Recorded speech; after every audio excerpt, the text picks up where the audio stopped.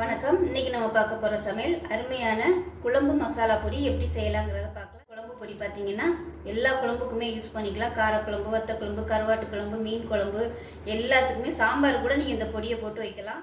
4 kilo அளவுக்கு வந்து செஞ்சு காமிச்சிருக்கேன். இந்த அளவு வந்து செஞ்சு பாருங்கள். பிடிச்சிருந்துச்சுன்னா நீங்கள் 1 kgக்கு வந்து நீங்கள் செஞ்சு ஸ்டோர் பண்ணி வச்சுக்கலாம்.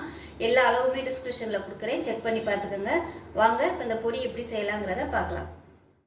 நல்லா அடிக்கனமான கடாயை எடுத்துக்கலாம். இதில் 100 கிராம் வர கொத்தமல்லி எடுத்துக்கலாம். இது வந்து நல்லா சூடு ஏறுற மாதிரி நல்லா வறுக்கணும். இப்போ பாருங்கள், மல்லி நல்லா வாசனை வர அளவுக்கு வறுத்தாச்சு. இதை வேறு பிளேட்டுக்கு மாற்றிக்கலாம். சீரகம் 20 கிராம் சேர்த்துக்கலாம்.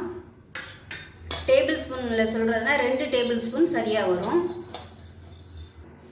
சீரகம் நல்லா வாசனை வர அளவுக்கு வறுத்தாச்சு. லைட்டாக அப்படியே சவுண்ட் வந்துருச்சு. இதை வேறு பிளேட்டுக்கு மாற்றிக்கலாம். கடலைப்பருப்பு 20 கிராம்.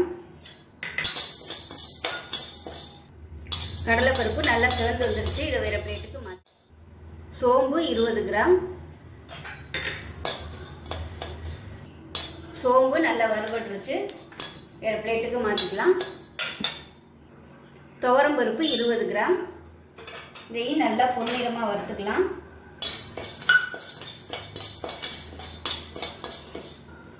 துவரம்பருப்பு நல்லா செவந்துருச்சு. இதை வேறு பிளேட்டுக்கு மாற்றிக்கலாம். மிளகு 20 கிராம். இதையும் சேர்த்து நல்லா வறுத்துக்கலாம். மிளகு நல்லா வறுபட்டுருச்சு. இதையும் வேறு பிளேட்டுக்கு மாற்றிக்கலாம். உளுந்து 15 கிராம். இதையும் செவக்க வறுத்துக்கலாம். உளுந்து நல்லா செவந்து வந்துருச்சு. இதை வேறு பிளேட்டுக்கு மாற்றிக்கலாம். கடுகு 5 கிராம்.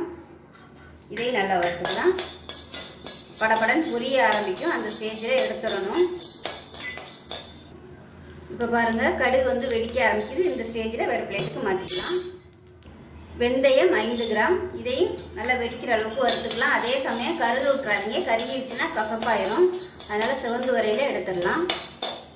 வெந்தயம் நல்லா செவந்துருச்சு. கடாய் நல்லா சூடாக இருக்கிறதுனால போட்ட உடனே செவந்துருச்சு. அதனால் வெந்தயம் வறுக்கையில் மட்டும் கொஞ்சம் கவனமாக பார்த்துக்கோங்க. கருகிடுச்சுன்னா கசப்பு வந்துடும். இதை வேறு பிளேட்டுக்கு மாற்றிக்கலாம். பச்சரிசி 15 கிராம். இது நல்லா பொரிய விடணும்.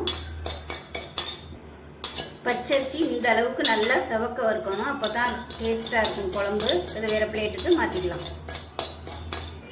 இப்போ கடாயில் ஒரு 2 சொட்டு மட்டும் எண்ணெய் விட்டுக்கலாம். விட்டுட்டு வரமிளகா சேர்த்துக்கலாம். வரமிளகா 50 கிராம் எடுத்துருக்கேன். 100 கிராம் மல்லிக்கு 50 கிராம். காரம் அதிகமாக சாப்பிட்றவங்களா இருந்தால் சரிக்கு சமமாக சேர்த்துக்கோங்க. நான் வந்து கொஞ்சம் கம்மியாக தான் சேர்த்துருக்கேன். இப்போ 50 கிராம் வரமிளகாயை சேர்த்துக்கலாம். ஏற்கனவே வெயிலில் காய வச்சது தான். ஒரு 4-5 நாள் ஆயிடுச்சு. அதனால லேசாக எண்ணெய் ஊற்றி வறுத்துருக்கேன். அதே சமயம் ரொம்ப கருகிற அளவுக்கு வறுத்துறாதீங்க. நல்லா செவந்து வரணும். மொறுமொறுன்னு அந்தளவுக்கு வறுத்துக்கலாம்.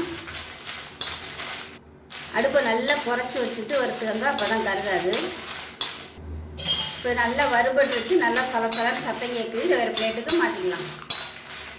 இப்போ அதே கடாயில் நல்லா ஒரு கைப்பிடி அளவுக்கு கருவேப்பிலை சேர்த்துக்கலாம். சேர்த்துட்டு இது மேலாப்பில் ஒரு சொட்டு மட்டும் எண்ணெய் விட்டுக்கலாம். அந்த கருவேப்பிலை வந்து வறுபடுறதுக்காக. அப்போ தான் நல்லா மொறுமொறுன்னு வறுபடும். இதையும் அடுப்பு நல்லா குறைச்சி வச்சுக்கிட்டு நல்லா மொறுமொறுன்னு வறுத்துக்கலாம். இப்போ கருவேப்பிலையும் நல்லா மொறுமொறுன்னு வந்துருச்சு. இதையும் வேறு பிளேட்டுக்கு மாற்றிக்கலாம். இப்போ பார்த்தீங்கன்னா எல்லாமே நல்லா வறுத்து ஒரு தட்டில் போட்டு ஆற விட்டுருக்கேன். இதில் வந்து மஞ்சத்தூள் சேர்த்துக்கலாம். நீங்கள் வந்து விரலி மஞ்சள் சேர்க்குறதா இருந்தால் ஒரு 15 கிராம் சேர்த்துக்கோங்க. நான் தூளாக எடுத்துருக்கிறதுனால 15 கிராம், அதுவும் 15 கிராம் சேர்த்துக்கிறேன். இது நல்லா ஆறுனதுக்கப்புறம் மிக்சியில் போட்டு நல்லா நைஸாக அரைச்சிட்டு சலிச்சிட்டு பார்க்கலாம். இப்போ பாருங்கள், பொடி வந்து நல்லா அரைச்சிட்டேன். நைஸாக அரைச்சிட்டு சலிச்சிட்டேன். இதில் பார்த்தீங்கன்னா இந்த அளவுக்கு சலிச்சதில் வந்து இருக்குது. இது வந்து எப்படியும் ஒரு டேபிள் ஸ்பூன் இருக்கும். நான் வந்து 1/4 கிலோ அளவு பண்ணதுனால மிக்சியிலே போட்டு அரைச்சிட்டேன். கூட அரைக்கிறதா இருந்தால் நம்ம மிஷினில் கொடுத்துக்கலாம். இது வந்து எல்லாமே கொஞ்சம் கொஞ்சம் போட்டதுனால நான் வந்து மிக்சியிலே போட்டு சலிச்சு எடுத்து வச்சுட்டேன். நல்லா நைஸாக அரைச்சிக்கணும். இல்லைன்னா குழம்பு வைக்கல உங்களுக்கு பொங்கிட்டு வரும் நைஸாக. இல்லைன்னா இந்த பொடி பார்த்திங்கன்னா எல்லா குழம்புக்கும் யூஸ் பண்ணிக்கலாம். காரக்குழம்பு, வத்த குழம்பு, கருவாட்டு குழம்பு, மீன் குழம்பு எல்லாத்துக்குமே இந்த பொடி வந்து யூஸ் பண்ணிக்கலாம். ஸோ இந்த பொடியை வச்சு நான் அடுத்தடுத்து வீடியோ போடுறேன். ஃபஸ்ட்டு எதுவுமே ட்ரை பண்ணல, கொஞ்சமாக ட்ரை பண்ணி பாருங்கள். பார்த்துட்டு நல்லா இருந்துச்சுன்னா நீங்கள் வந்து அடுத்து நிறைய செஞ்சு ஸ்டோர் பண்ணி வச்சுக்கலாம். ஸ்டோர் பண்ணும்போது பாதியை வந்து ஃப்ரிட்ஜில் வச்சுட்டு பாதியை மட்டும் யூஸ் பண்ணுங்கள். ஏன்னா ஓயாமல் நம்ம டப்பா ஓப்பன் பண்ணிக்கிட்டே இருந்தோம்னா அந்த ஃப்ளேவர் எல்லாமே போயிடும். அதனால் கொஞ்சம் கொஞ்சமாக எடுத்துகிட்டு மிச்சத்தை வந்து ஃப்ரிட்ஜில் வச்சிடலாம். ஸோ அருமையான அந்த குழம்பு பொடியை செஞ்சு பாருங்கள். நிறைய பேர் வந்து சாம்பார் பொடிக்கும் குழம்பு பொடிக்கும் என்ன வித்தியாசம், இதே பொருள் தானே அதில் யூஸ் பண்ணுறோன்னு சொல்லி கேட்குறாங்க. சாம்பார் பொடியில் வந்து துவரம் பருப்பு கடலைப்பருப்பு வந்து அதிகமாக சேர்ப்போம். இந்த குழம்பு பொடிக்கு வந்து நம்ம கம்மியாக தான் சேர்ப்போம். இந்த பொடியை வந்து நீங்கள் சாம்பாருக்கும் யூஸ் பண்ணிக்கலாம். ஆனால் சாம்பாருக்குன்னு தனியாக நம்ம பொடி அரைச்சோம்னா அதை சாம்பாருக்கு மட்டும்தான் யூஸ் பண்ண முடியும். இந்த மற்ற குழம்புகளுக்கு அதை யூஸ் பண்ண முடியாது. ஏன்னா கடலைப்பருப்பு துவரம் பருப்பு அதிகமாக யூஸ் பண்ணியிருக்கிறதுனால நம்ம காரக்குழம்பு இதுக்கெலாம் வந்து அதை யூஸ் பண்ணோம்னா மழுமழுன்னு இருக்கும். அதனால கடையில் பார்த்தீங்கன்னா கூட சாம்பாருக்கும் தனியாக பொடி இருக்கும், குழம்புக்கும் தனியாக பொடி இருக்கும். ஸோ முடியாதவங்க இந்த மாதிரி ஒன்றாவே ஒரே பொடியாகவே சேர்த்து அரைச்சி வச்சுக்கலாம். இந்த பொடியை வந்து சாம்பாருக்கும் யூஸ் பண்ணிக்கலாம், எல்லா குழம்புக்கும் யூஸ் பண்ணிக்கலாம். ஸோ முடியும்னு நினைக்கிறவங்க, நல்லா டேஸ்ட்டாக இருக்கணும்னு நினைக்கிறவங்க தனித்தனியாக கூட பொடியை சாம்பாருக்கு தனியாக, குழம்புக்கு தனியாக, கறி குழம்புக்கு தனியாக அந்த மாதிரி கூட அரைச்சி வச்சுக்கலாம். ஸோ அவ்வளோதான். இதே மாதிரியே செஞ்சு பாருங்கள்.